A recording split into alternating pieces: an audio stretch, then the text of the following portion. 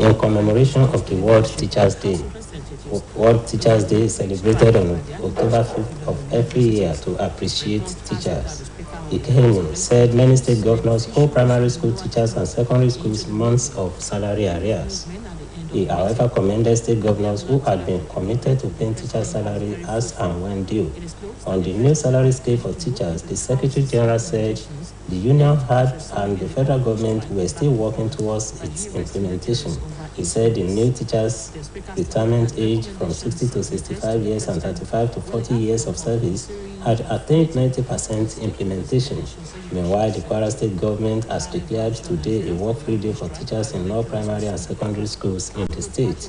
A statement signed by the press secretary in the State Ministry of Education and Human Capital Development, Peter Amogbanjaye, said the gesture was to allow teachers in the state to celebrate the day.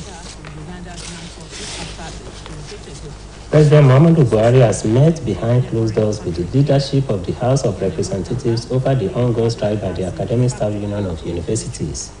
Reports say the Speaker of the House of Representatives, Femi Gbajabiamila, led officials of the lower chamber into the meeting. Speaking to the State House correspondents at the end of the meeting, Gbajabiamila described the engagement with the President as very fruitful.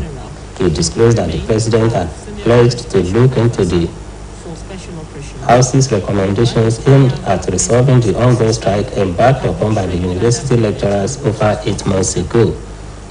The Speaker stated that the recommendations submitted to the President were the outcomes of a series of meetings with stakeholders in the nation's education sector.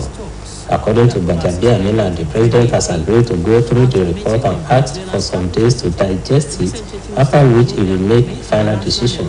The Speaker assured Nigerians that the ongoing strike by the lecturers will soon be over, as both parties, ASU and the federal government, had agreed to shift ground for the general good of the country.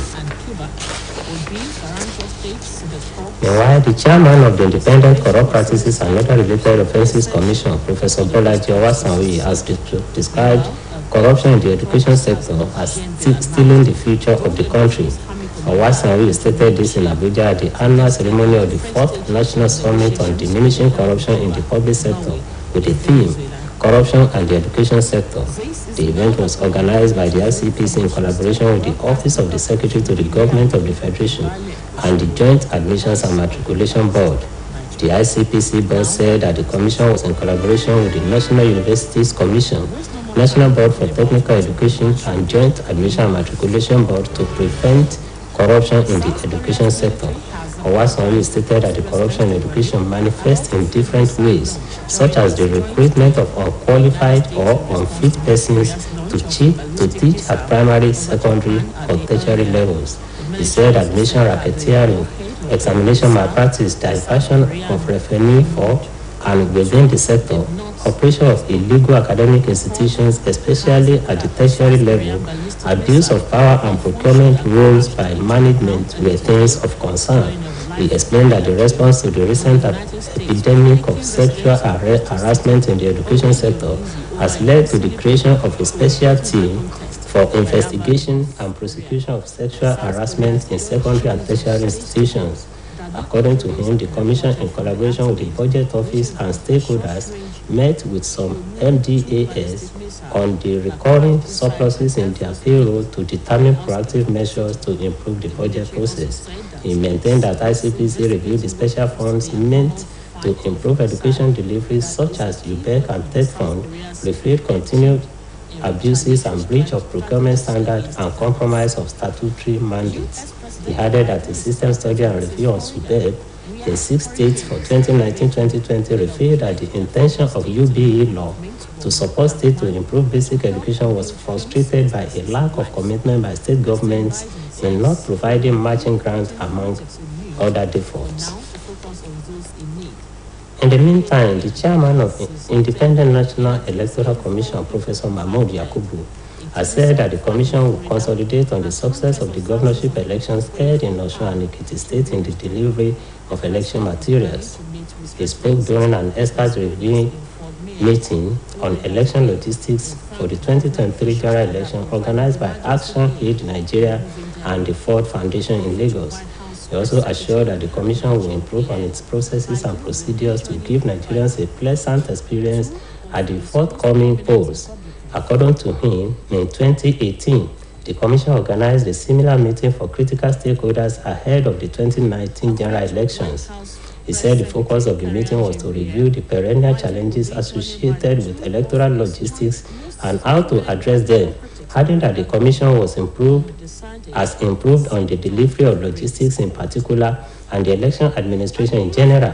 The INEC chairman said the Commission is disposed to the collaboration of Action Aid Nigeria for building these stakeholders together to deliberate on a very critical issue, adding that the Commission is determined to continuously improve the processes and procedures to give Nigerians a pleasant experience on Election Day. Meanwhile, ahead of the 2023 general elections, the Independent National Electoral Commission has pledged to tackle the menace of vote buying. INEC Chairman Information and Voter Education Committee Festus Okoye stated this in Abuja during a citizens' election dialogue on the theme, "What makes a good election in Nigeria?" saying the Commission will deploy undercover security personnel on the election day. He reiterated the Commission's commitment to delivering free, fair, and credible elections for all Nigerians in collaboration with security agencies. He added that the Commission will make sure that people do not enter the voting department with their mobile phones that can take pictures, as it is also collaborating with different security agencies under the auspices of the Interagency Consultative Committee on Election Security to make sure that plainclothes security personnel is deployed to some polling units on Election Day. According to him, the Commission is focused and determined to give Nigerians a good election, noting that the Commission has reconfigured the various polling units to guarantee the secrecy of the votes. Nigerians. Ferdinand Marcos of the Philippines was fatally shot in his car during an ambush near his house. And that was the World at Noon, edited by Nathaniel Ujogoke and delivered by Olushayo Babatunde. In this news talk, guest writer Adwade Amo celebrates the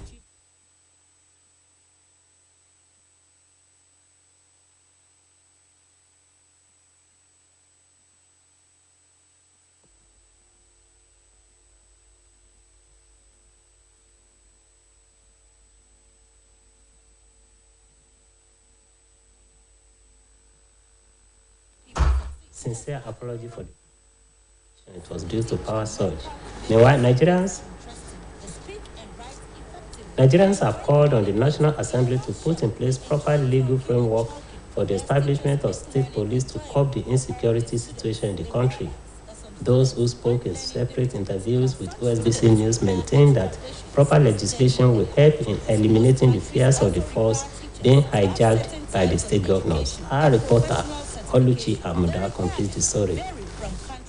Of state police as one of the ways of tackling insecurity in different parts of the country has been on for a long time. This was further fueled by the activities of insurgents, kidnappers, terrorists, bandits, among other acts of criminalities in different parts of the country.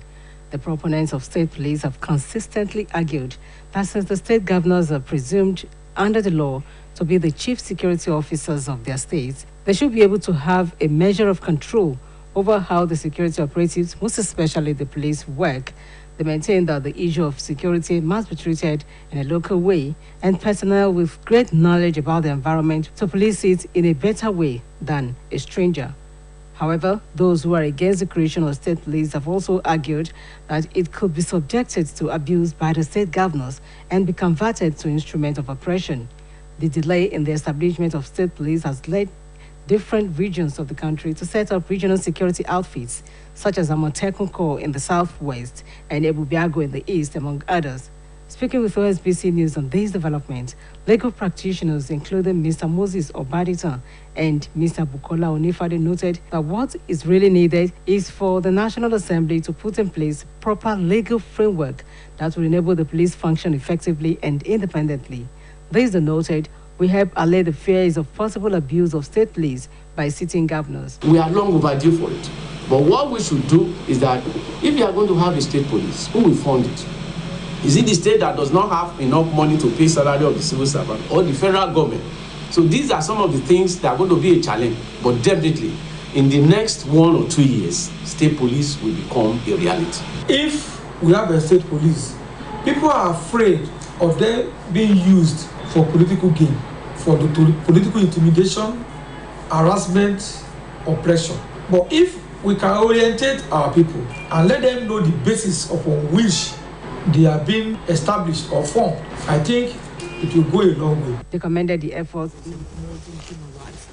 A piece was presented by Olayiwola. Thanks for listening to the. And now to sport. Good afternoon. The Ogun State Governor, Mr. Dapo Abiodun, has announced a cash reward of 5 million naira and a house to World, Commonwealth and African 100-meter hurdles champion, Oluwatobi Amusan. The governor also named Amusan an Ogun State Sports Ambassador. Abiodun noted that his administration was on course to giving the Ijebu-Ode Stadium the necessary facelift it needed. And on the foreign scene, the Sudan Ebola virus has claimed the life of another health worker in Uganda. Uganda's health minister, Jane Aseng, announced the passing on of Ms. Margaret Nabisubi. Nabisubi is the fourth health worker to die of the virus since the outbreak in September. On September 20, 2022, Uganda health authorities declared an outbreak of Ebola disease caused by Sudan virus following laboratory confirmation of a patient from a village in Madudu, sub-county, Mubende district, central Uganda. The case was a 24-year-old male who developed a wide range of symptoms on September 11. He was then referred to the regional referral hospital on September, where he was isolated and a suspected case of viral hemorrhagic fever. According to the World Health Organization, Sudan virus disease is a severe, often fatal illness affecting humans. Sudan virus was first reported in southern Sudan in June 1976. Since then, the virus has emerged periodically, and up to now, 7 outbreaks caused by the SUDV have been reported, 4 in Uganda and 3 in Sudan. The estimated case fatality ratios of SVD have varied from 41% to 100% in the past outbreaks. And that ends the midday news on OSBC TV. Please join us at 3 for the state news. Good afternoon.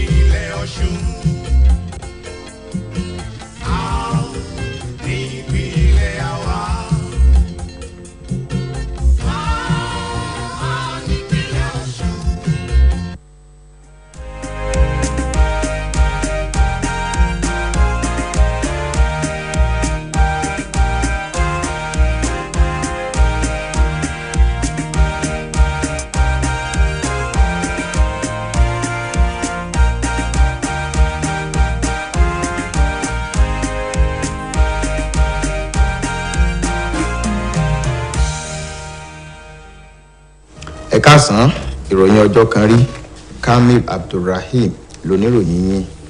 Ẹgbẹ́ àwọn olùkọ́ lórílẹ̀‐èdè yìí ti rọ àwọn gómìnà ìpínlẹ̀ tó jẹ àwọn olùkọ́ wọn lówó oṣù láti dájú pé wọ́n san àwọn àjẹsílẹ̀ owó oṣù ọ̀hún kí wọ́n tó kúrò lórí àlééfà. Akọ̀wé gbogbogbò fún ẹgbẹ́ náà ọ̀mọ̀wé Mike Nkene ló pàrọwà náà lásìkò ìfọ̀rọ̀wérọ̀ rẹ̀ pẹ̀lú àwọn oníròyìn l'Àbújá láyàjọ́ àwọn olùkọ́ lágbàáyé. Gbogbo ọjọ́ 5 oṣù kẹwàá ọdún ní àyájọ́ àwọn olùkọ́ lágbàáyé, èyí tí èròǹgbà rẹ̀ dá lórí àtìmọ́rírì àwọn olùkọ́. Ọ̀mọ̀wé Ìkẹ́ni ṣàlàyé pé ọ̀pọ̀ àwọn gómìnà ni wọ́n jẹ àwọn olùkọ́ ilé ẹ̀kọ́ alákọ̀ọ́bẹ̀rẹ̀ àti girama lówó oṣù. àmọ́ ṣá ó yòǹbo àwọn gómìnà tí wọ́n ní ìfarajìn nídìí sísan owó oṣù àwọn olùkọ́ lásìkò. Nígbà tó ń sọ̀rọ̀ lórí àgbékalẹ̀ àkànṣe owó oṣù fáwọn olùkọ́, akọ̀wé gbogbogbò fún ẹgbẹ́ NUT mẹ́nubà pé ẹgbẹ́ ọ̀hún àti ìjọba àpapọ̀ ń ṣiṣẹ́ lórí ṣíṣe àmúṣe àkànṣe owó oṣù náà. Ó fi kún ọ̀rọ̀ rẹ̀ pé owó ọ̀rọ̀ ṣíṣe àmúṣe káwọn olùkọ́ máa fẹ̀yìntì lẹ́yìn ọdún 45 dípò 60 ọdún àti lílo 40 ọdún lẹ́nu iṣẹ́ dípò ọdún 45 ti dé ibi tó nítumọ̀. Ẹ̀wẹ̀ ìjọba ìpínlẹ̀ Kwara ti kéde òní bí ọjọ́ ìsinmi lẹ́nu iṣẹ́ fáwọn olùkọ́ ilé ẹ̀kọ́ alákọ̀ọ́bẹ̀rẹ̀ àti girama ní ìpínlẹ̀ náà. Àtẹ̀jáde kan tí akọ̀wé ètò ìròyìn nílé iṣẹ́ ètò ẹ̀kọ́ ní ìpínlẹ̀ náà Peter Amọ̀gbọ̀njayé fi síta tọ́ka sí pé èrèdí ìgbésẹ̀ náà ni láti jẹ́ káwọn olùkọ́ láǹfààní láti ṣe àjọyọ̀ ọjọ́ ọ̀hún. Ààrẹ Muhammadu Buhari ti ṣèpàdé ìdákọ́ńkọ́ pẹ̀lú àwọn adarí ilé-ìgbìmọ̀ aṣojú-ṣòfin lórí ọ̀rọ̀ ìyanṣẹ́lódì ẹgbẹ́ àwọn olùkọ́ fásitì ìjọba àpapọ̀ lórílẹ̀‐èdè yìí. Ìròyìn fi hàn pé abẹnugan ilé-ìgbìmọ̀ aṣojú-ṣòfin ilẹ̀ Honorable Fẹ́mi Gbàjàbíàmílà ló ṣáájú àwọn aṣòfin lọ síbi ìpàdé náà. Nígbà tó ń bá àwọn aṣojú kọ̀ròyìn ilégbèé ààrẹ sọ̀rọ̀ lópin ìpàdé náà, Honorable Gbàjàbíàmílà ṣàpèjúwe ìfikùnlukùn náà pẹ̀lú ààrẹ Buhari gẹ́gẹ́ bí èyí tó sèso rere. Ó ṣàlàyé pé ààrẹ Buhari ti ṣèlérí láti ṣe àgbéyẹ̀wò ohun tí ilé fẹnu kò lé lórí lọ́nà àti yanjú aáwọ̀ tó ń wáyé láàrin ìjọba àpapọ̀ àti ẹgbẹ́ ASUU, èyí tó mú kí wọ́n wà lẹ́nu ìyanṣẹ́lódì láti nǹkan bíi oṣù 8 sẹ́yìn. Abẹnugan ilé-ìgbìmọ̀ aṣojú-ṣòfin ilẹ̀ yìí ṣàlàyé pé ohun táwọn fẹnu kò lé lórí ló jẹ́ àbájáde ọ̀kan-ò-jọ̀kan ìpàdé tí ilé-ìgbìmọ̀ aṣojú-ṣòfin ilẹ̀ yìí ṣe tí wọ́n sì fẹnu kò lé lórí pẹ̀lú àwọn lájọ-lájọ lẹ́ka ètò ẹ̀kọ́ lórílẹ̀‐èdè Nàìjíríà. Gẹ́gẹ́ bí Honorable Gbàjàbíàmílà ṣe wí, ààrẹ Buhari ti gbà láti wo àbọ̀ ìwádìí náà fínífíní tó sì béèrè fún àkókò díẹ̀ kóun tó gbé ìgbésẹ̀ lórí rẹ̀. Abẹnugan ilé-ìgbìmọ̀ aṣojú-ṣòfin wa fi dá àwọn ọmọ orílẹ̀-èdè Nàìjíríà lójú pé láìpẹ́ yìí ni ìyanṣẹ́lódì tí ẹgbẹ́ àwọn olùkọ́ fásitì lórílẹ̀-èdè yìí gùn lé yóò wá sópin. Ní báyìí tí tapá tún tapá sí tọ́rọ̀ náà kàn ti gbà láti foríkorí fún àǹfààní orílẹ̀-èdè Nàìjíríà. Alága àjọ tó ń gbógun ti ìwà àjẹbánu àti àwọn ìwà ìbàjẹ́ mi ICPC lórílẹ̀-èdè yìí ọ̀jọ̀gbọ́n Bọ́lájí Ọwásànwóyè ti ṣàpèjúwe ìwà àjẹbánu lẹ́ka ètò ẹ̀kọ́ gẹ́gẹ́ bí ṣíṣe ìjàmbá fún ọjọ́ iwájú orílẹ̀-èdè Nàìjíríà. Ọ̀jọ̀gbọ́n Ọwásànwóyè sọ ìdí mímọ̀ l'Àbújá níbi àpérò ẹlẹ́ẹ̀kẹrin lórí ìwà àjẹbánu láwọn iléeṣẹ́ ìjọba pẹ̀lú àkòrí ìwà àjẹbánu lẹ́ka ètò ẹ̀kọ́. Àjọ ICPC pẹ̀lú ìfọwọ́sowọ́pọ̀ ọ́fíìsì akọ̀wé ìjọba àpapọ̀ ilẹ̀ yìí àti àjọ tó mójútó ìdánwò JAMB ló ṣàgbékalẹ̀ àpérò ọ̀hún. Àpérò náà ni wọ́n fi sọrí ọ̀kan-ò-jọ̀kan ìwà àjẹbánu lẹ́ka ètò ẹ̀kọ́ àtọ̀nà àbáyọ láti fi lè kojú ìpèníjà náà. Alága àjọ ICPC sọ pé àjọ náà ṣiṣẹ́ pẹ̀lú ìfọwọ́sowọ́pọ̀ àjọ tó mójútó ọ̀rọ̀ fásitì ilẹ̀ yìí, àjọ tó mójútó ètò ẹ̀kọ́ṣẹ́ ọwọ́ láwọn ilé ẹ̀kọ́ àti àjọ JAMB lọ́nà àti dènà ìwà àjẹbánu lẹ́ka ètò ẹ̀kọ́. Ọ̀jọ̀gbọ́n Ọwásànwóyè ṣàlàyé pé ìwà àjẹbánu lẹ́ka náà ti ń farahàn ní gbogbo ọ̀nà bíi ètò gbígba àwọn olùkọ́ tí wọn kò kójú òṣùwọ̀n sáwọn ilé ẹ̀kọ́ fẹ́tò ẹ̀kọ́ kíkọ́ láti ilé ẹ̀kọ́ alákọ̀ọ́bẹ̀rẹ̀ girama títí dé ilé ẹ̀kọ́ gíga.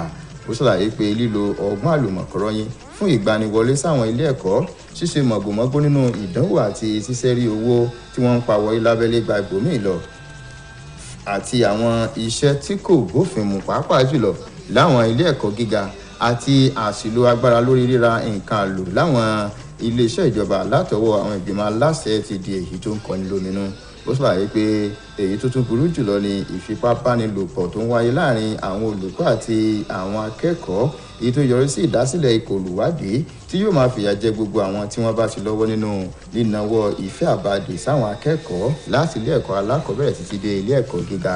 Gẹ́gẹ́ bó ṣe wí, àjọ náà fọwọ́sowọ́pọ̀ pẹ̀lú ọ́fíìsì tó wà fọ́rọ̀ àbẹ́ ètò ìṣúná àtàwọn lájọ míì láti ṣèpàdé pẹ̀lú iléeṣẹ́ ìjọba gbogbo lọ́nà àti dẹ́kun ìnáàpà àti àìsí àkóyawọ́ nínú ètò ìṣúná àwọn ilé ẹ̀kọ́ gbogbo.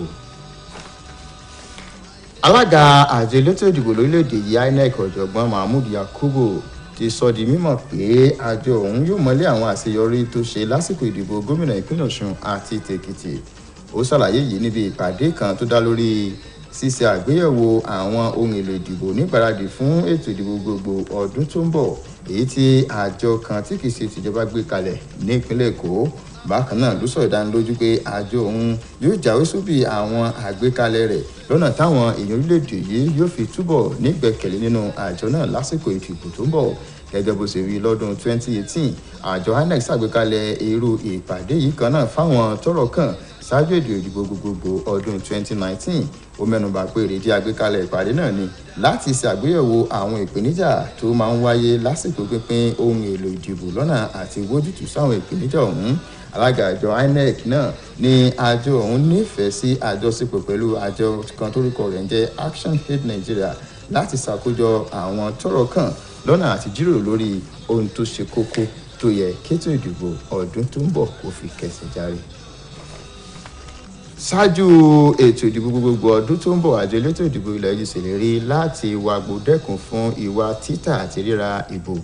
Alámòjútó tó wà fún ètò ìròyìn àti ìlanilọ́yẹ̀ àwọn olùdìbò ọ̀gbẹ́ni Festus Okoye ló sọ ìdí mímọ̀ l'Àbújá lásìkò ìfikùnlukùn lórí ètò ìdìbò pẹ̀lú àfojúsùn láì jẹ́ kí ètò ìdìbò tó dúró re kó wà. Ó wí pé àjọ náà yóò lo àwọn ẹ̀ṣọ́ aláàbò tí wọn ò sí nínú aṣọ lọ́jọ́ ìdìbò. Ó fìdí ìfarajìn àjọ INEC múlẹ̀ láti ṣètò ìdìbò tí yóò lọ ní ìrọwọ́rọsẹ̀ tí kò sì ní lẹ́jà ń bá kàn nínú fún gbogbo ọmọ orílẹ̀-èdè yìí pẹ̀lú ìfọwọ́sowọ́pọ̀ ikọ̀ elétò ààbò ilẹ̀ yìí.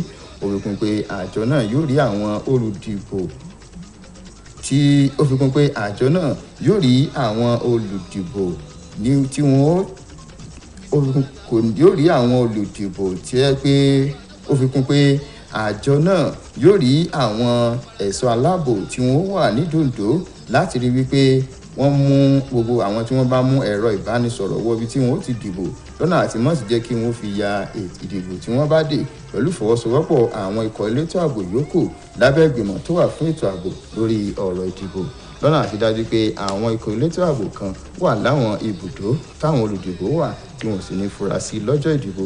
Gẹ́gẹ́ bó ṣe rí ohun tó jẹ àjọ náà lógún jùlọ ni láti ṣètò ìdìbò tí yóò dúró re fáwọn ọmọ orílẹ̀-èdè yìí.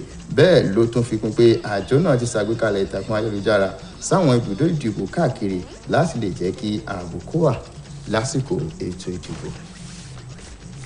Àwọn ọmọ orílẹ̀-èdè Nàìjíríà kan ti ké sí ilé aṣòfin àpapọ̀ ilẹ̀ yìí láti ṣàgbékalẹ̀ òfin tí yóò fààyè gba ìdásílẹ̀ ọlọ́pàá ìpínlẹ̀ láti lè tètè pinwọ́ ìtú tí àwọn onísùnmọ̀mí ń pa lẹ́ka ètò ààbò orílẹ̀-èdè Nàìjíríà. Nínú ọ̀rọ̀ ọ̀tọ̀ọ̀tọ̀ àwọn tó bẹ̀rẹ̀ iléeṣẹ́ yìí sọ̀rọ̀ ni wọ́n ti wòye pé àgbékalẹ̀ òfin náà ni yóò ṣèrànwọ́ nídìí àti jẹ́ kí ètò ọ̀hún kó kẹsẹ̀ járe tí kò sì ní jẹ́ kí àwọn gómìnà ní ìpínlẹ̀ kó máa sọ àwọn ọlọ́pàá náà di ẹṣin inú ìwé. Oníròyìn wa Ọlúchi Àmùdá lẹ́kùnrẹ́rẹ́ ìròyìn àtúpalẹ̀ ohun tó ń bọ̀ rèé ẹ bá mi ká lọ. Ìdásílẹ̀ ọlọ́pàá agbègbè ló jẹ́ pàtàkì nínú ọ̀nà láti fi kojú ìpèníjà ètò ààbò káàkiri orílẹ̀-èdè yìí tó sì ti dohun tí gbogbo àwọn ọmọ orílẹ̀-èdè yìí ń pòǹgbẹ fún látọjọ́ pípẹ́ tí wọ́n ṣàpèjúwe gẹ́gẹ́ bí ọ̀nà láti máa fi kojú ìbísùnmọ̀mí, ìjínigbé, jàǹdùkú àti àwọn ìwà ọ̀daràn míì káàkiri orílẹ̀-èdè Nàìjíríà. Ọ̀gọ̀rọ̀ àwọn tí wọ́n ń pè fún ìdásílẹ̀ ọlọ́pàá ni wọ́n fìdí ọ̀rọ̀ múlẹ̀ pé níwọ̀n ìgbà tó jẹ́ pé àwọn gómìnà lábẹ́ òfin ni wọ́n jẹ́ olórí elétò ààbò nípínlẹ̀ wọn, ó yẹ kí wọ́n lè máa ṣe àkóso àwọn ọlọ́pàá ọ̀hún pàápàá jùlọ ìṣọwọ́ tọpinpin wọn láwọn ẹsẹ̀ kùkú. Wọ́n ṣàlàyé pé ọ̀nà ìbílẹ̀ àti àwọn ọgbọ́n àtinúdá ló yẹ kí wọ́n máa fi mójútó ètò ààbò nítorí pé àwọn èèyàn lẹ́sẹ̀ kùkú nímọ̀ kíkún nípa nǹkan tó ń ṣẹlẹ̀ lágbègbè wọn pàápàá jùlọ àwọn tí wọ́n bá rí pé ìrìn ẹsẹ̀ wọn ò mọ́.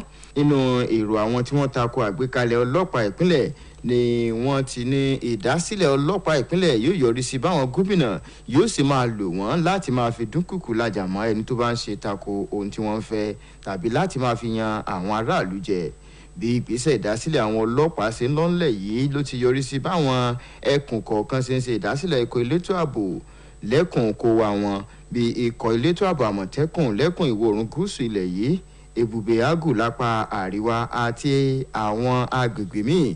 Nígbà tí wọ́n bá kọ̀ròyìn iléeṣẹ́ yìí sọ̀rọ̀ lórí àgbékalẹ̀ yìí, ọ̀gbẹ́ni Moses Ọbádìtàn àti Bùkọ́lá Onífádé táwọn méjèèjì jẹ́ agbẹjọ́rò ṣàlàyé lórí ohun tó ṣe pàtàkì fún ilé aṣòfin àgbà láti ṣe pàápàá jùlọ àgbékalẹ̀ òfin tí yóò jẹ́ káwọn ọlọ́pàá kó máa ṣiṣẹ́ wọn dáadáa láìrọ̀gbọ̀kú lẹ́nikẹ́ni, èyí tí wọ́n sọ pé yóò fà àwọn aráàlú lọ́kàn balẹ̀ lórí pé ó ṣeéṣe káwọn gómìnà kó máa ṣi agbára lò. Àìní ààbò tó wọ́n pọnyán ní ìjínigbé, ìpànìyàn lóríṣiríṣi ló ti fa àwọn ọkùnrin ẹ rí i pé nígbà tí ìjọba yìí kọ́kọ́ bẹ̀rẹ̀ ìjọba president Muhammadu Buhari kódà kí wọ́n rí ọwọ́ mú nípa àìní ààbò tó ṣùgbọ́n kò pẹ́ kò jìnnà àwa rí i pé gbogbo nǹkan bẹ̀rẹ̀ sí í dojúrú àwọn èèyàn tó sì ṣàkíyèsí pé kí ló fà á tó fi jẹ́ pé ọwọ́ ààrẹ ò ká ọ̀rọ̀ ààbò tó wà níbí wọ́n ṣàkíyèsí pé ọ̀rọ̀ ẹlẹ́yàmẹ̀yà ọ̀rọ̀ ẹlẹ́sìn àwọn wọ̀nyí ni ò jẹ́ kí ìjọba lè gbé ìgbésẹ̀ tó yẹ kí wọ́n gbé lákòókò láti dojú kọ àwọn tí ó ń domi ààbò Nàìjíríà wò. so after tó bá wọnú constitution la tó lè sọ wípé tọ̀ fún wa fún state yìí. ọ̀rẹ́ kí wọ́n sì máa ṣàtìlẹ́yìn fáwọn elétò ààbò lọ́nà àti dẹ́kun ọ̀kan ọ̀jọ̀kan ìwà ọ̀daràn láwùjọ àwọn méjèèjì tó fìdí rẹ̀ múlẹ̀ pé ojúṣe ìjọba gbogbo ni láti pèsè ètò ààbò ẹ̀mí àti dúkìá fáráàlú pẹ̀lú àfikún pé gbogbo ohun tó bá gbà ló yẹ kí ìjọba gbogbo nípìnlẹ̀. lórí ìròyìn eré ìdárayá gómìnà ìpínlẹ̀ Ògùn Dàpọ̀ Abíọ́dún ti kéde láti fi mílíọ̀nù 5 náírà àti ilégbèé kan ta ehoro orí ọ̀dàn tó gbégbá orókè níbi ìdíje Commonwealth Olúwatóbi lọ́ba Tóbi Àmúsàn lọ́rẹ̀. Bákan náà ni gómìnà Abíọ́dún kéde Àmúsàn gẹ́gẹ́ bí aṣojú ìpínlẹ̀ Ògùn lẹ́ẹ̀kárí ìdárayá ní ìpínlẹ̀ náà. nílẹ̀ òkèrè ọ̀kan lára àwọn òṣìṣẹ́ elétò ìlera lórílẹ̀‐èdè Uganda ti dágbére fáyé nípasẹ̀ àrùn Ebola. Mínísítà fẹ́tò ìlera lórílẹ̀‐èdè Uganda ló kéde ikú arábìnrin Margaret Nabisubi. Ó ti di òṣìṣẹ́ elétò ìlera 4 tó ti gbèkú jẹ lọ́wọ́ Ebola nípasẹ̀ àrùn Ebola láti oṣù tó kọjá tí àjàkálẹ̀ ọ̀hún ti bẹ́ sílẹ̀. ìròyìn ọjọ́ kan rí wa fún ti tàkókò yìí kò jù báyìí lọ. Mojíbọ́lá Káyọ̀dé Ọ̀kẹ́ lolóòtú ẹ pàdé wa láago 7 kọjá ìṣẹ́jú 15 nígbà táwọn ọmọ ìròyìn ìpínlẹ̀ Ọ̀ṣun wá fún yín. Títí ìgbà náà ẹ kò jù lọ́nà.